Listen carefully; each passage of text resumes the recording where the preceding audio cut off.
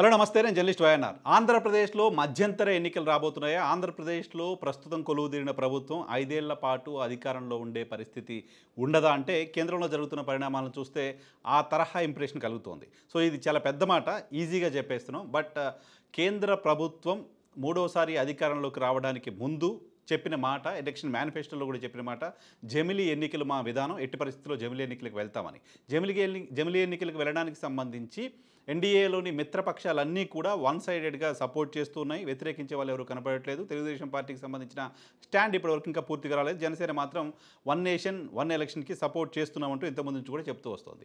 So ఇటీవల అమిత్ షా ఓ సందర్భంలో మాట్లాడిన మాటలు ప్రస్తుతం వైరల్గా మారాయి. ఆయన మాట్లాడిన మాటలు ఈ టెన్యూర్ పూర్తయ్యే లోపే జమిలీ ఎన్నికలు జరుగుతాయి ఈ దేశంలో అంటూ చెప్తున్నారు. సో ఈ టెన్యూర్ పూర్తయ్యే లోపంటే ఈ టెన్యూర్ 2029లో పూర్తవుతుంది. సో 29 కంటే ముందే ఎన్నికలు జరుగుతాయి. మా టెన్యూర్లోనే జమిలీ ఎన్నికలు మేము చేస్తాం. ప్రస్తుత సభ కాల పరిమితి పూర్తవడానికంటే ముందే జరుగుతాయంటూ నేరుగా కేంద్ర హోంశాఖ మంత్రి చెప్పడంతో సో ముందుగానే ఎన్నికలు జరగబోతున్నాయలాంటి చర్చ జరుగుతోంది.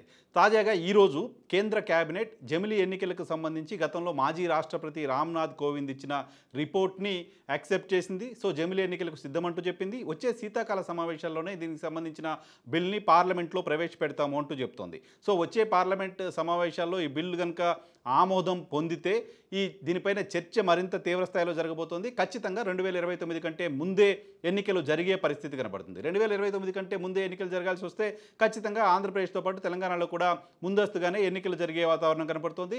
అయితే దీనికి సంబంధించి ఎలా చేస్తారనే దానిపైన ఇంకా క్లారిటీ రాలేదు. సగం రాష్ట్రాలు ఒకసారి చేయాలనే ఒక ప్రపోజల్ ఒకటి ఉంది.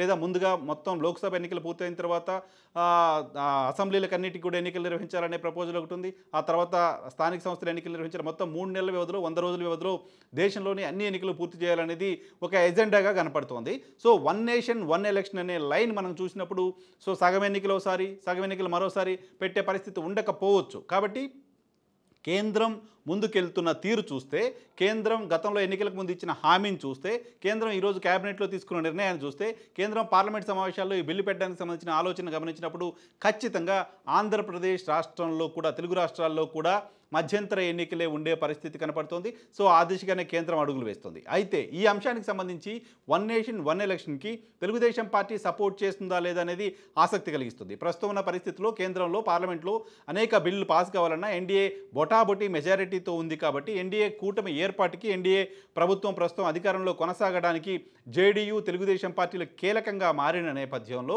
జేడీయూ ఇప్పటికే వన్ నేషన్ వన్ ఎలక్షన్కి సపోర్ట్ చేస్తూ ఉంది, గొడవ లేదు. సో తెలుగుదేశం పార్టీ కనుక వన్ నేషన్ వన్ ఎలక్షన్కి సపోర్ట్ చేయకపోతే కేంద్రం దీనిపైన ముందుకు వెళ్ళే పరిస్థితి లేదు. బట్ ఇప్పటికే కేంద్రం క్యాబినెట్లో డెసిషన్ తీసుకుంది అంటే, శీతాకాల సమావేశాల్లో బిల్లు పెడదామంటూ చెప్తూ ఉంది అంటే ఖచ్చితంగా తెలుగుదేశం పార్టీతో కూడా ఇప్పటికే కన్సెన్సస్ పూర్తి చేసి ఉండొచ్చు. తెలుగుదేశం పార్టీకి సంబంధించిన వాళ్ళు కూడా క్యాబినెట్లో ఉన్నారు. రామ్మోహన్ రెడ్డి గారు క్యాబినెట్ కి ప్రాతినిధ్యం వహిస్తున్నారు తెలుగుదేశం పార్టీ నుంచి. కాబట్టి తెలుగుదేశం పార్టీకి తెలియకుండా, తెలుగుదేశం పార్టీకి సమాచారం లేకుండా, తెలుగుదేశం పార్టీ యాక్సెప్టెన్సీ లేకుండా వన్ నేషన్ వన్ ఎలక్షన్ పైన క్యాబినెట్ తీర్మానం చేసి ఉంటుంది అని మనం భావించలేం. కాబట్టి తెలుగుదేశం పార్టీ కూడా దీనికి ఆమోదించినట్లుగానే భావించాల్సిన అవసరం ఉంటుంది. సో తెలుగుదేశం పార్టీ ఇప్పటికే వన్ నేషన్ వన్ ఎలక్షన్కి సంబంధించి ఎక్కడా స్పష్టంగా బయటకు ఒక ప్రకటన ఇటీవల కాలంలో చేయనప్పటికీ ఆ దిశగా అనుకూలంగానే తెలుగుదేశం పార్టీ ఉంటుంది లాంటి ఇంప్రెషన్ కలుగుతుంది. సో వచ్చే ఏడాదిన్నరకో, 2 ఏళ్లకో, 3 ఏళ్లకో ఆంధ్రప్రదేశ్లో మళ్ళీ అసెంబ్లీ ఎన్నికలు జరగవచ్చు. 2029 కంటే ముందే ఆంధ్రప్రదేశ్లో